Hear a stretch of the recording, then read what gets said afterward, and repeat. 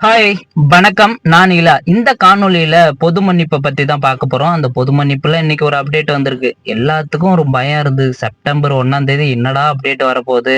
அதுக்கு முன்னாடி என்னடா சொல்லுவாங்க அப்படின்ற மாரிலாம் முக்கியமா எல்லாத்துக்கும் ஒரு இந்த மாரி உள்ளவங்களுக்கு என்ன பயம் இருந்ததுன்னா, ஐய்யய்யோ! இந்த நாட்ட விட்டு போனோம்னா நம்ம திருப்பி வர முடியாதா? அப்படின்ற மாரி ஒரு பயம் ஒண்ணு இருந்தது.